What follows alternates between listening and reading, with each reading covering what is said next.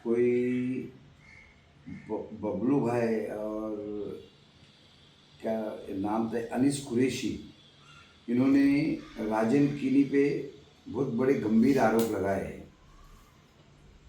मैं सबसे पहले मैं उन आरोपों के बारे में आपको ये कहना चाहूँगा कि हम लोग इसका खंडन कर रहे हैं मुमरा कौसावासी, क्योंकि मुमरा कौसा में आज तक कभी इस प्रकार का मामला हुआ नहीं। मुमरा कौसा में जातिवादी कभी भी आज तक हुआ नहीं। जातिवादी उस वक्त भी नहीं हुआ जब 2092 में भी जातिवादी नहीं हुआ था। लेकिन जिस तरीके से इन लोगों ने पत्रकार परिषद ली है, ये बहुत ही दुख की बात है। मुमरा में चाहे भगत फैमिली रहे, भोयर फैमिली रहे, किनी फैमिली रहे, चोगले फैमिली रहे, या अशरफी फैमिली रहे, या सैयद अली फैमिली रहे, सैयद फैमिली रहे, इन लोगों ने मुमरा को बसाया और हमेशा से मुमरा में भाईचारगी से ये लोग रहे। कभी भी मुमरा में इस तरीके का मामला नहीं हुआ था।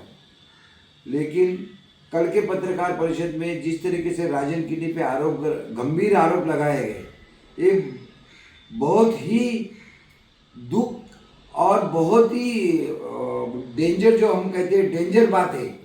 इन आरोपों का खंडन भी हम लोग कर रहे हैं, लेकिन इन आरोपों की जांच की मांग भी हम लोग कर रहे हैं। इसकी जांच होना चाहिए, ऊंचे स्तर पर जांच होना चाहिए। ये मामला बहुत गंभीर मामला है, क्योंकि अगर ये मामले में सच्चाई है तो बहुत ही गंभीर मामला है, और अगर ये मामले में सच्चाई ये नहीं है तो जिसने भी आरोप किया उस पर कार्रवाई होना चाहिए, क्योंकि ये ऐसे आरोप है जिसको सीधे मुसलमानों के दिल से इस मामले को लिया जाता है। ऐसे आरोप इनके ऊपर किए गए, ये बहुत ही दुख की बात है। देखो, जहाँ तक राजन किनी का मसला है, मैं आपको साफ शब्दों में ये कहना चाहूँगा कि राजन किनी इस तरीके की लैंग्वेज इस्तेमाल नहीं कर सकता। 100% ये सुपारी है उनके खिलाफ। किसी ने इन लोगों को सुपारी दी है राजन के खिलाफ, राजन किनी के खिलाफ, क्योंकि वो जानते हैं कि अगले इलेक्शन में राजन किनी ही यहाँ से उम्मीदवार हो सकते हैं एमएलए के लिए। तो किसी तरीके से उसकी इमेज को डैमेज किया जाए। अब मैं ये नहीं कह रहा हूँ कि विरोधी पार्टी ने भी किया है। ये विरोधी पार्टी के साथ सत्ताधारी पार्टी के लोगों ने भी किया है, जिसको यहाँ से इलेक्शन लड़ना है, हो सकता है।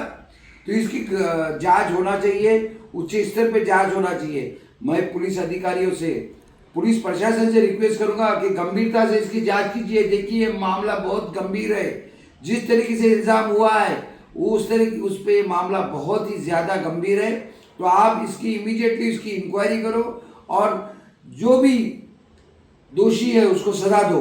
अगर राजन भाई ने इस तरीके की लैंग्वेज इस्तेमाल किया है तो वो मुमरा में वो बहुत डेंजर बात है। लेकिन अगर राजन भाई पे अगर ये लोग इस तरीके के इल्ज़ाम लगाकर मुमरा में हिंदू मुस्लिम फसाद कराना चाहते हैं तो ये भी बहुत ही डेंजर बात है। जहाँ तक हिंदू मुस्लिम मुमरा में सवाल है, मैं आज 30 साल से मुमरा में रह रहा हूँ, कभी यहाँ मुमरा कौसा में हिंदू मुस्लिम नहीं हुआ। हर फैमिली, हर एक लोग भाईचारगी से रहे। यहाँ कोई हिंदू नहीं, कोई मुसलमान नहीं। यहाँ पर मुमरा वासी इस तरीके से रहते जैसे वो भाई भाई है। लेकिन ये परसों की जो पत्रकार परिषद एक कल की हुई है, इन दरार डालने के लिए पत्रकार परिषद हुई है, दरार डालने वाली पत्रकार परिषद है। तो मैं प्रशासन से दरख्वास्त करूंगा कि इसको गंभीरता से ले, इसके आज के आज जांच शुरू करे। मैं आदरणीय मुख्यमंत्री साहब से भी दरख्वास्त कर रहा हूँ कि साहब, ये मामला बहुत गंभीर है। या तो इन्होंने ऐसा बोला है या ये इनके ऊपर झूठा इल्जाम लगा रहे हैं, जिसकी जांच होना बहुत जरूरी है। और इसकी किसी भी हालत में जांच कराओ और दोषी के ऊपर कार्रवाई करो। इस आरोप में एक आरोप है कि 50 लाख रुपया लेके बिल्डिंग बनाने के लिए, इलीगल बिल्डिंग के लिए 50 लाख रुपए मांग रहे। मेरे बहुत ही दुख की बात है कि मुमरा में आज भी इलीगल बिल्डिंग का कारोबार चल रहा है। पत्रकार परिषद साबित कर रही है। ये कब रुकेगा? अब ये जनता को ही रोकना पड़ेगा। और इस तरीके के इल्जाम, किसी की छवि खराब करना, अगर छवि खराब करने के नियत से किया हुआ है तो कार्रवाई होना चाहिए। और अगर बोला गया है तो भी कार्रवाई होना चाहिए। उच्च स्तरीय पर कार्रवाई करो और प्रशासन इमीडिएटली इसके ऊपर एक्शन ले। जय हिंद, जय महाराष्ट्र, जय मुमरा।